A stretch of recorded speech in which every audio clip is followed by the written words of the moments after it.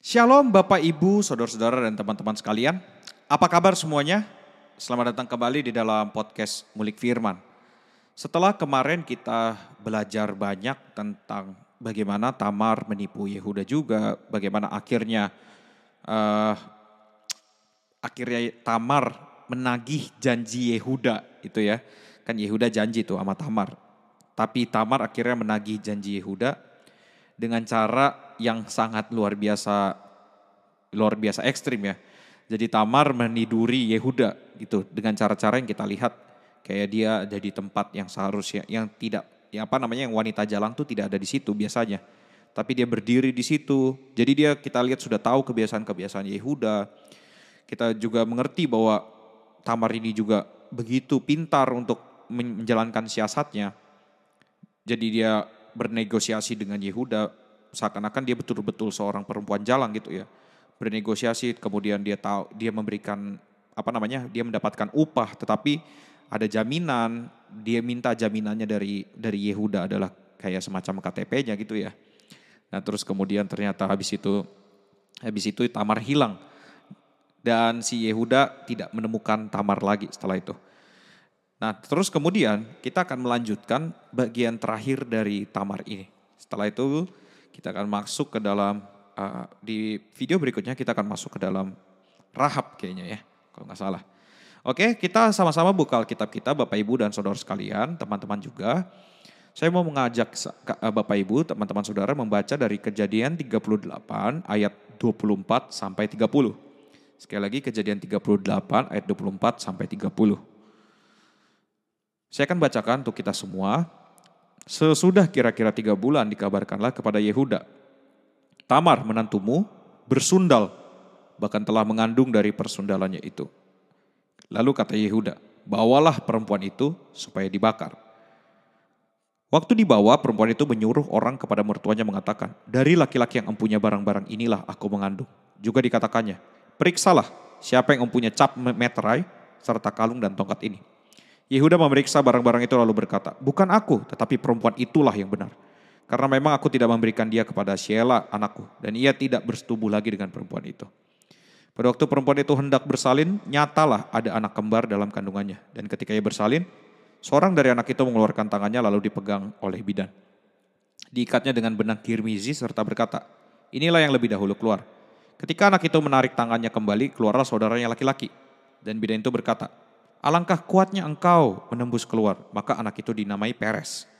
Sesudah itu keluarlah saudara laki-laki dari yang tangannya telah terikat benang kirmizi itu. Lalu kepadanya diberi nama Zerah. Kita akan melihat dari ayat 24, sesudah kira-kira 3 bulan. Jadi 3 bulan ini dari kasus Yehuda meniduri Tamar dengan cara yang cukup amazing gitu. Amazing ini dalam arti yang negatif tapi jadi setelah 3 bulan itu dikabarkan kepada Yehuda. Jadi ada kabar ke Yehuda apa? Tamar menantumu bersundal. Jadi di sini malah seakan-akan Yehuda tuh punya kesempatan yang lebih besar gitu untuk menyingkirkan Tamar. Ya seakan-akan seperti itu. Kan memang kalau kita lihat dari ceritanya dari kemarin-kemarin. Kita melihat bahwa Tamar ini pengen banget dijauhi atau dibuang gitu lah oleh Yehuda. Dan kesempatan ini justru malah datang gitu ya kepadanya. Mungkin ya kita nggak tahu lah Yehuda senang apa enggak. Tapi ya kita lihat di sini. Setelah kabar itu datang, Yehuda langsung ngomong gini di ayat 24. Lalu kata Yehuda, bawalah perempuan itu supaya dibakar. Jadi di sini Yehuda ngomong sama anak-anak buahnya.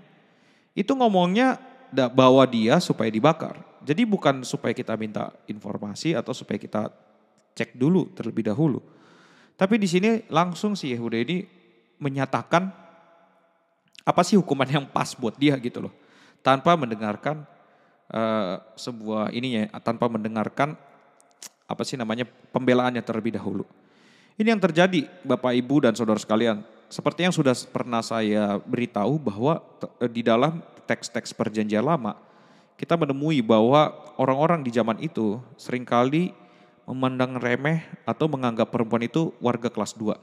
Tetapi firman Tuhan, Injil, Kristus itu mengangkat perempuan kembali kepada perannya yang sejati. Makanya kita melihat di sini bahwa Di dalam bagian ini Tamar pun sebenarnya diangkat oleh Tuhan. Dengan cara apa? Di dalam perjanjian lama yang namanya keturunan itu sangat sangat luar biasa ininya. Orang akan menganggap sebuah hal yang luar biasa jika orang itu memiliki keturunan.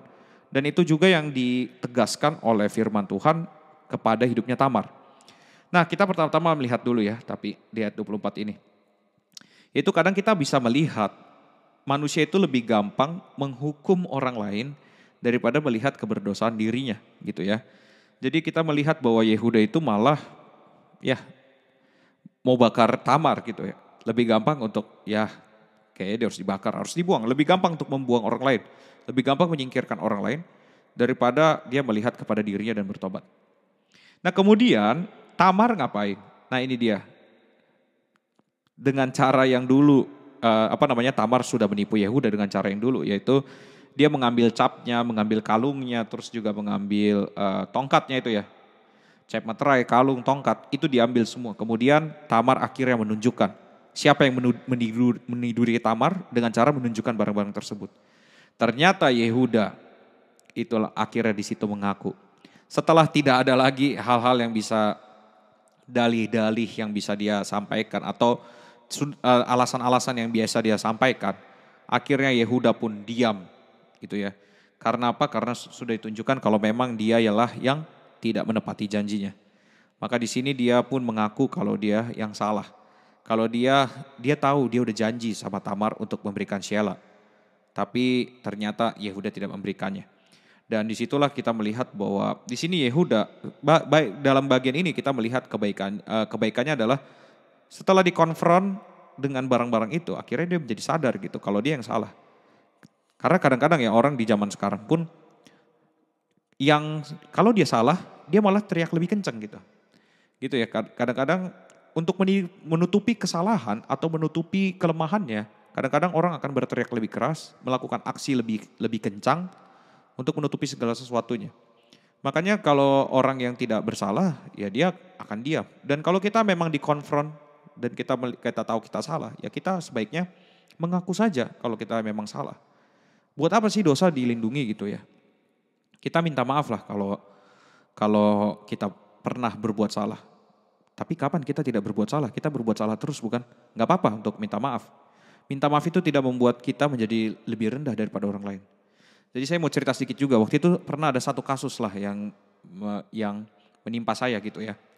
Jadi saya sedang bercanda gitu kepada teman-teman saya. Terus ada satu orang teman saya bilang bahwa, waduh sombong banget ya gitu. Dia ngomong kayak gitu. Mungkin ya saya waktu itu sedang bercanda gitu. Sedang bercanda-canda dan dia bilang waduh sombong banget ya. Nah setelah itu saya mikir gitu ya. Saya enggak berusaha, dia ngomong sombong itu dengan ada yang serius. Saya tidak,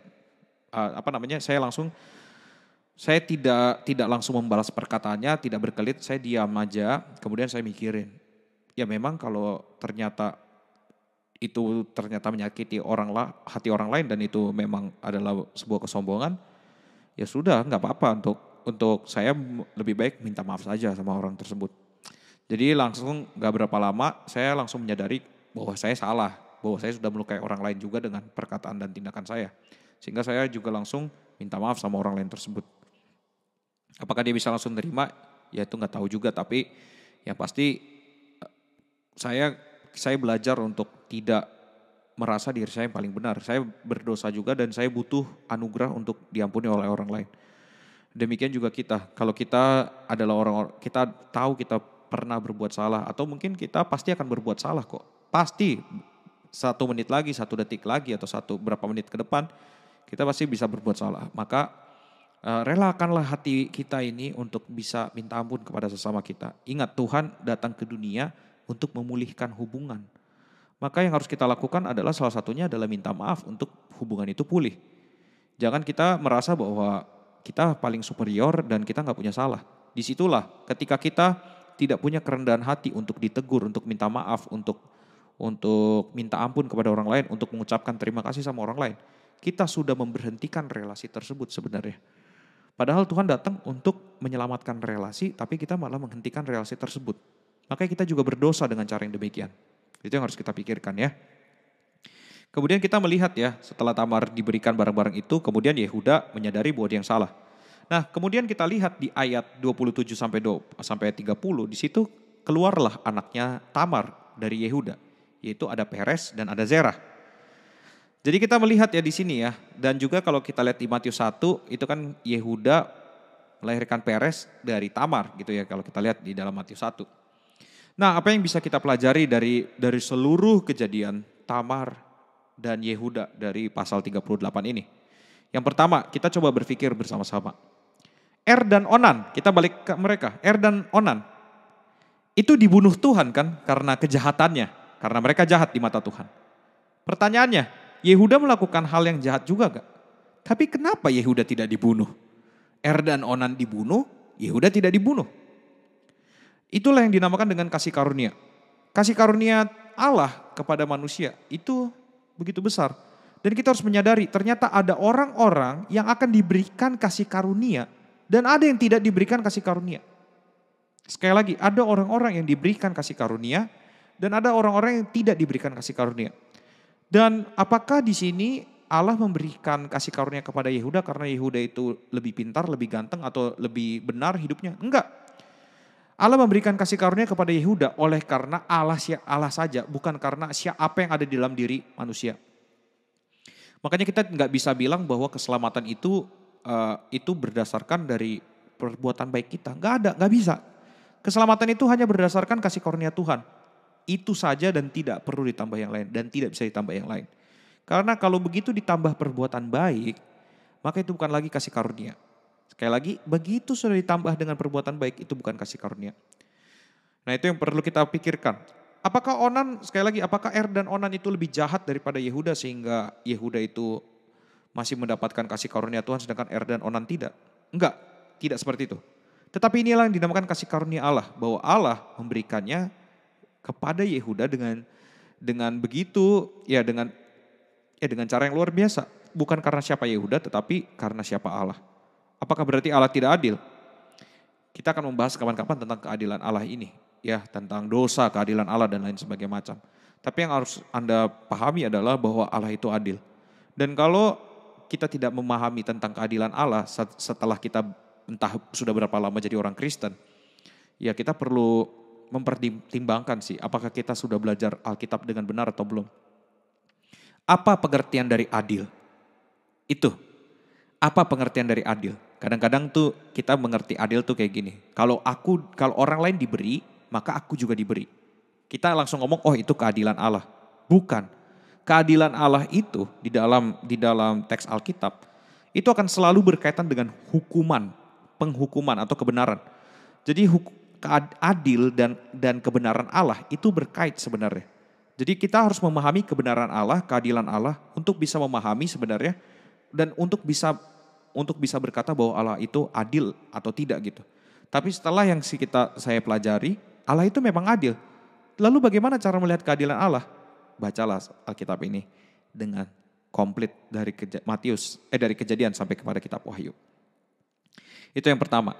Terus kemudian yang kedua, nanti kita akan melihat dari jalur Yehuda. Yehuda ini kan ingat ya adalah salah satu anak dari 12 anak Yakub gitu ya. Salah satu anak dari 12 anak Yakub yaitu salah satunya Yehuda. Tapi ada nggak anak Yakub yang lain yang dicatat di dalam Alkitab yang sangat panjang? Ada. Siapa itu? Yusuf. Nah, Bapak Ibu dan saudara sekalian, percaya atau tidak, cerita Yusuf itu lebih banyak diceritakan orang dibanding cerita Yehuda ini. Sadar apa enggak, kita tuh seringkali kita salah di dalam menafsir cerita-cerita tentang Yusuf. Kita kalau ngelihat cerita Yusuf, waduh Yusuf ini adalah orang yang dipenjara. Terus kita melihat, wah dia adalah orang yang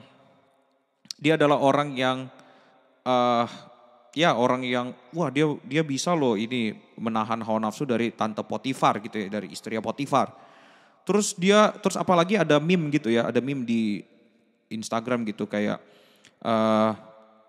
Moses waits berapa tahun, terus Musa menunggu berapa tahun, Daud menunggu berapa tahun, terus Yusuf menunggu 13 tahun untuk menjadi Perdana Menteri di Mesir gitu ya. Nah itu seringkali hal-hal seperti itu yang kita kayaknya wah, terus kemudian kita tersihir dengan dengan penafsiran-penafsiran seperti itu, kemudian kita bilang, wah ini nih cerita Yusuf ini luar biasa ya. Wah, aku mau jadi pemimpin yang seperti dia. Maka aku ingin menjadi seperti dia dan ini adalah pemimpin yang luar biasa gitu. Kita akan belajar kepemimpinan segala macam, belajar apa belajar menunggu dengan sabar, menunggu di dalam kesengsaraan gitu ya. Kesengsaraan kita, saya yakin bahwa Tuhan akan membuat saya suatu hari nanti mendapatkan apa yang diinginkan oleh Tuhan. Suatu hari nanti saya yakin saya akan mendapatkan sesuatu yang diinginkan oleh Tuhan. Kalimat ini agak rancu juga ya. Kenapa? Karena sebenarnya harapannya dia yang berharap. Gitu loh, dia yang berharap. Suatu hari nanti, bilang aja ya suatu hari nanti saya ingin menjadi seperti Yusuf gitu, jadi raja atau jadi apa gitu. Tapi sok-sokan bahasanya diganti, saya ingin menjadi seperti apa yang Tuhan mau. Enggak, sebenarnya Anda tidak ingin menjadi seperti apa yang Tuhan mau. Anda ingin menjadi seperti apa yang Anda mau, tapi pakai ceritanya Yusuf. Anda tahu tidak? Bapak Ibu Saudara sekalian, Anda tahu tidak? Yesus lahir bukan dari jalurnya Yusuf, dari jalurnya Yehuda. Sekali lagi, Yesus itu lahir bukan dari jalurnya Yusuf, tapi dari jalurnya Yehuda. Tapi seringkali cerita Yusuf di overexpose, terlalu berlebihan diekspos gitu ya. Wah ini segala macam ini. Terus kita ingin menjadi seperti Yusuf gitu. Padahal coba Yusuf setelah dia bergumul dengan Tuhan di dalam seluruh aspek hidupnya. Dia ngomong akhirnya di dalam Kejadian 50 ayat yang ke-20. Saya akan bacakan. Kejadian 50 ayat 20. Memang kamu telah mereka-rekakan yang jahat terhadap aku. Nah ini kalimat-kalimat penghiburan kan biasanya. Yang biasanya dipakai oleh orang-orang. Untuk apa? Kalau dia lagi dihina orang, direndahkan orang. Dia pakai ayat ini supaya menjadi kekuatan bagi dia. Supaya nanti dia akan menjadi sama seperti Yusuf juga gitu maksudnya. Memang kamu telah mereka-rekakan yang jahat terhadap aku, tetapi Allah telah mereka-rekakannya untuk kebaikan. Dengan maksud melakukan sesuatu seperti yang terjadi sekarang ini, yakni memelihara hidup suatu bangsa yang besar. Terus kita langsung mengaplikasikannya kepada kita. Salah. Coba perhatikan kalimatnya, dengan maksud melakukan seperti yang terjadi sekarang ini, yaitu memelihara hidup suatu bangsa yang besar. Yaitu siapa? 12 suku Israel dipelihara oleh Yusuf. Dan salah satu suku itu adalah Yehuda. Dari keturunan Yehuda ini, jadi salah satu maksudnya adalah Yusuf dipakai Tuhan untuk memelihara Yehuda. Sehingga nanti dari jalur Yehuda akan lahirlah Yesus. Jadi bukan dari jalur Yusuf, tapi dari jalur Yehuda. Nah sekarang gimana setelah mendengar ini? Jadi ini adalah ayat 20 ini. Ini bukan kesimpulan dia setelah menjadi raja, wah aku menjadi raja yang besar karena Tuhan, karena aku sabar terhadap semua apa yang Tuhan lakukan. Karena aku bersabar atas segalanya, jadi upah kesabaranku adalah aku menjadi pemimpin yang luar biasa. Enggak, bukan itu. Jadi setelah dia melakukan banyak perjalanan sama Tuhan, dia menyadari bahwa dia cuma alatnya Tuhan, yang Tuhan pakai. Supaya apa? Supaya nanti di kemudian hari itu akan keluar yang dijanjikan Allah, baik kepada Abraham, baik kepada Adam, baik juga kepada seluruh alam semesta ini. Yaitu siapa? Yesus. Jadi Yusuf hanya menjadi alat. Dia bukan menjadi seorang yang superior yang Tuhan jadikan kayak seperti pemimpin yang luar biasa gitu tanpa tujuan. Bukan. Yusuf dijadikan hanya menjadi alat supaya nanti dari jalur Yehuda itu akan muncul Yesus. Gitu ya Bapak Ibu ya. Nah itu mungkin bisa direnungkan lagi di rumah. Bisa dilihat lagi. Sekali lagi ini bukan dari jalur Yusuf tapi dari jalur Yehuda. Nah kemudian kita lihat lagi. Biasanya orang-orang tuh tentang Yusuf ya bahas kepemimpinan, keberhasilan. Tapi hal ini tentang keturunannya nanti untuk memelihara keturunannya Yehuda itu tidak dipelajari. Nah itu ya yang kita bisa lihat dari seluruh kejadian Tamar ini. Yang ketiga, anugerah Allah lah yang membuat dari keturunan Yehuda boleh lahir juru selamat di kemudian hari. Jadi ini bukan karena siapa Tamar, bukan karena siapa Yehuda. Tetapi kalau Tuhan memberikan kasih karunia-Nya dengan membuat Yehuda dari jalur Yehuda akan lahir Yesus Kristus. Itu bukan karena siapa mereka. Bukan juga melihat bahwa Yusuf, wah Yusuf ada kurang atau Yehuda nih lebih baik. Enggak kayak gitu. Tetapi hanya karena siapa Allah saja.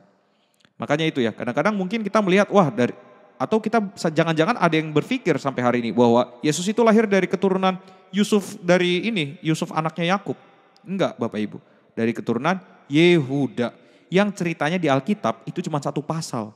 Sedangkan Yusuf dari pasal 39, bahkan dari 37, 39 sampai 50.